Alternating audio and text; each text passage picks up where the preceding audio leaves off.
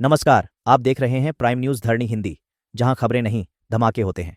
आज के top news में देश से लेकर दुनिया तक हड़कंप मचाने वाली बड़ी खबरें एक ही वीडियो में। प्रधानमंत्री मोदी से मिलने से पहले अब RT-PCR टेस्ट जरूरी। एसी नहीं देगा अब 20 डिग्री से कम ठंडक। खट्टर का बड़ा ऐलान। ट्रंप को अभिशाप बताने वाले एलन मस्क अब पछता रहे हैं। 11 साल की मोदी सरकार को कांग्रेस ने बताया जन विरोधी नीतियों का प्रतीक। और सुप्रीम कोर्ट के मुख्य न्यायाधीश की चेतावनी, जुडिशियल एक्टिविज्म न बन जाए न्यायिक आतंकवाद। तो चलिए शुरू करते हैं आज की सबसे जरूरी और सबसे जबरदस्त खबरें बिना किसी देरी के। देश में एक बार फिर कोरोना का खतरा मंडरा रहा है और इसी के चलते प्रधानमंत्री मोदी से मिलने वाले हर मंत्री को अब RT-PCR टेस्ट कराना अनिवार्य कर दिया गया है। सूत्रों के मुताबिक आज शाम PM निवास पर दिल्ली के सभी भाजपा नेताओं के साथ बैठक से पहले सभी को कोविड टेस्ट कराना होगा। इसके साथ ही किसी भी रैली में PM मोदी के साथ मंच साझा करने वाले सभी अधिकारियों को भी कोरोना टेस्ट की रिपोर्ट दिखानी होगी। इस वक्त देश में एक्टिव केस 7,121 तक पहुंच चुके हैं। सबसे ज्यादा मामले केरल, गुजरात और दिल्ली में सामने आए हैं।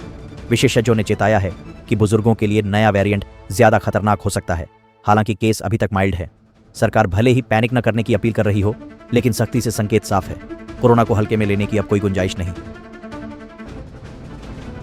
केंद्रीय मंत्री मनोहर लाल खट्टर ने मोदी सरकार की नई योजना का ऐलान करते हुए कहा है कि अब एयर कंडीशनर को 20 डिग्री सेल्सियस से नीचे नहीं ठंडा करने दिया जाएगा।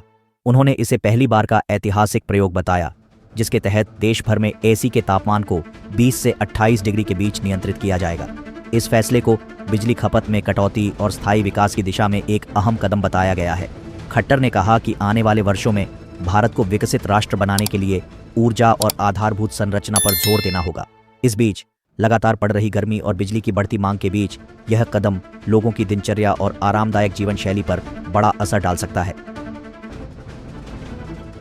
टेक अरबपति एलन मस्क ने अमेरिका के राष्ट्रपति डोनाल्ड ट्रंप को लेकर की गई अपनी तीखी पोस्ट्स पर अब पछतावा जताया है।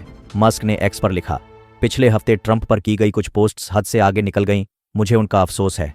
यह बयान तब आया जब ट्रंप खुद एलन मस्क से अपने रिश्ते खत्म करने की बात कह चुके हैं। मस्क ने ट्रंप की टैक्स और खर्च बिल को घिनौना कानून बताया था और ट्रंप ने उन्हें नाखुश और अनुशासनहीन करार दिया। इस जहरीले सोशल मीडिया युद्ध में आरोप प्रत्यारोप की बौछार हो चुकी है। मस्क ने दावा किया कि ट्रंप को जीत उन्हीं की फंडिंग से मिली थी, जबकि ट्रंप ने धमकी दी कि वे सरकारी कॉन्ट्रैक्ट्स खत्म कर देंगे। कांग्रेस नेता भूपेश बघेल ने मोदी सरकार के 11 सालों को असफलताओं और जनविरोधी नीतियों का जीवित उदाहरण करार देते हुए तीखा हमला बोला है। उन्होंने कहा कि इन वर्षों में देश में केवल नफरत, बंटवारा और उत्पीड़न को बढ़ावा मिला है। प्रधानमंत्री कभी कब्रिस्तान श्मशान की बात करते हैं तो कभी कपड़ों से पहचान की बात, लेकिन दलितों, आदिवासियों पर हो रहे अत्याचारों पर खामोश रहते हैं। बघेल ने नोटबंदी, कोरोना लॉकडाउन और कुंभ हादसे को सरकार की बड़ी विफलताएं बताया और आरोप लगाया कि मोदी सरकार ने देश को सिर्फ सपने दिखाए, हकीकत में लोगों की जिंदगी तबाह कर दी।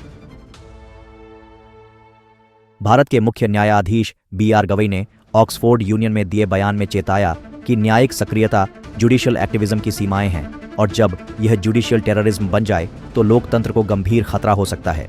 उन्होंने कहा कि संविधान एक मौन क्रांति है जो दबे कुचले वर्गों को न केवल अधिकार देता है बल्कि उन्हें उठाने का कार्य भी करता है। CGI ने साफ कहा कि न्यायपालिका को ऐसे क्षेत्रों में नहीं घुसना चाहिए जो उसके अधिकार क्षेत्र में नहीं आते, वरना वह लोकतंत्र के संतुलन को बिगाड़ सकती है। हाल ही में सुप्रीम कोर्ट ने राष्ट्रपति और राज्यपाल के अधिकारों को लेकर भी दिशा निर्देश तय किए हैं, जिससे कार्यपालिका और न्यायपालिका के बीच नया टकराव शुरू हो सकता है।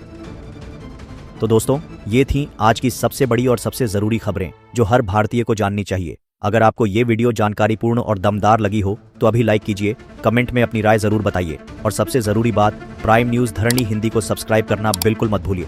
कल फिर हाजिर होंगे नई और बड़ी खबरों के साथ। तब तक के लिए सतर्क रहिए, जागरूक रहिए और देखते रहिए प्राइम न्यूज धरणी हिंदी, जहां सच बोलता है और खबरें गूंजती हैं।